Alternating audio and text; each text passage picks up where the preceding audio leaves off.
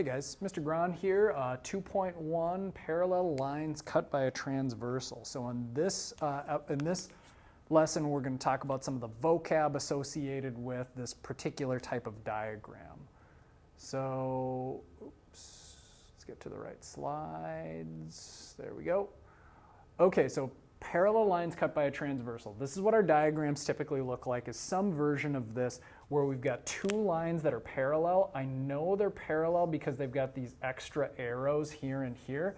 That indicates that those two are parallel to one another. And then the transversal, that is this line right here. That is our transversal.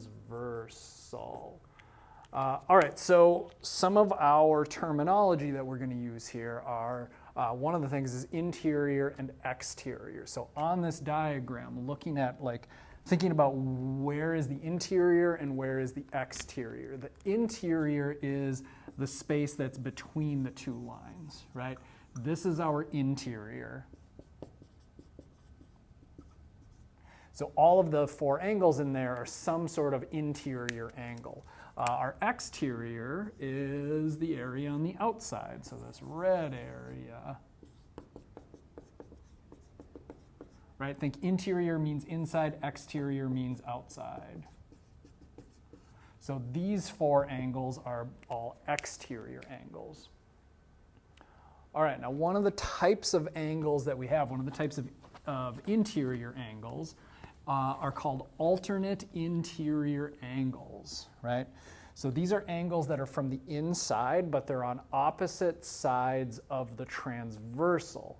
So what do I mean by that? An alternate interior angle would be like a pair would be like angles 3 and angle 6, right? They're both interior angles, but they're on opposite sides of the diagram, essentially, opposite sides of the transversal.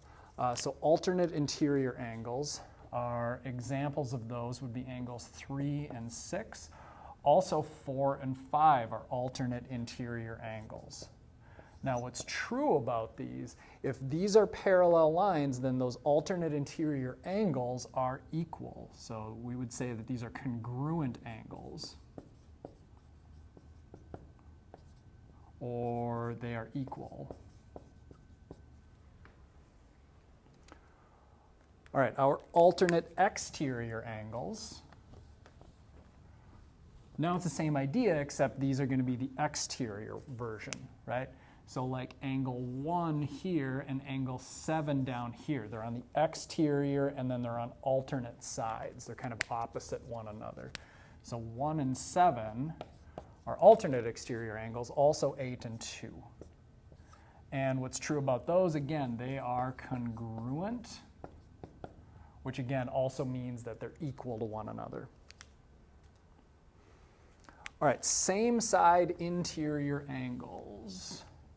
So now we've got interior angles, but they're on the same side of the transversal. So that would be like this angle here, 5, and this angle here, 3.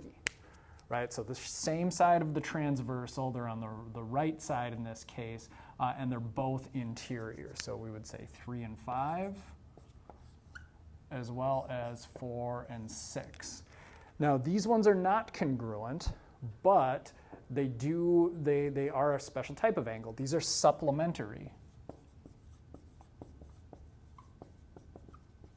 meaning that they add up to 180.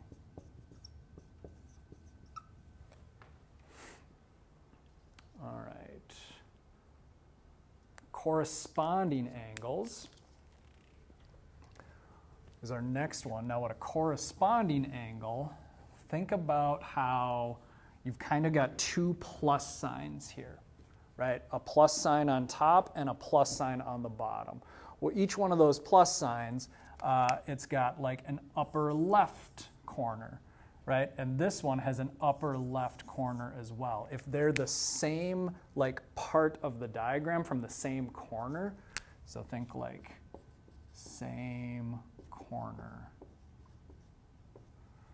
Those are corresponding angles. So 1 and 6, those are corresponding angles. 2 and 5 are corresponding angles. 4 and 8 are corresponding. Those are both in the lower left. And then of our two chunks here, right, the 3 and the 7, those are also corresponding. They're in the lower right. What's true about those, again, they are congruent.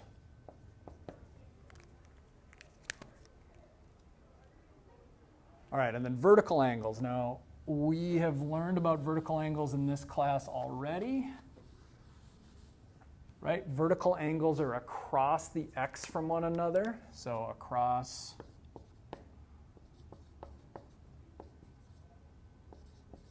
the x. Right? So something like this. 1 and the one directly across from it, angle 3. Right? Those are vertical angles. So 1 and 3. Also 2 and 4.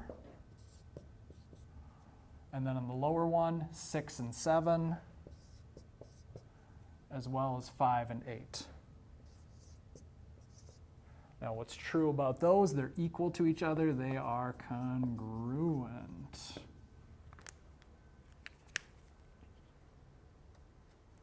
All right, and then the last one is a linear pair.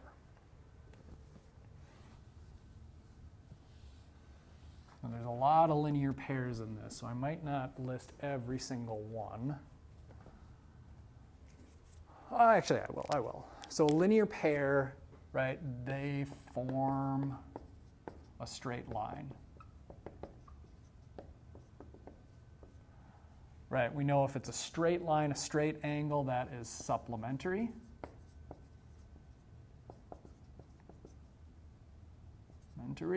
They add to 180 degrees. Right, so any two of these that when we put them together, they form a straight line. So like 1 and 2, right? Those add together to make a straight line. Same thing with 3 and 4, right? These two put together to make a straight line. 5 and 6, and then 7 and 8, right? Put those two together, it forms a straight line. But we can also make the transversal as well, right? So like 1 and 4, those go together to make a linear pair. So 1 and 4 work too. Also 2 and 3 on the other side. The 6 and 8, those go together to make a linear pair. And then 5 and 7, the last one as well.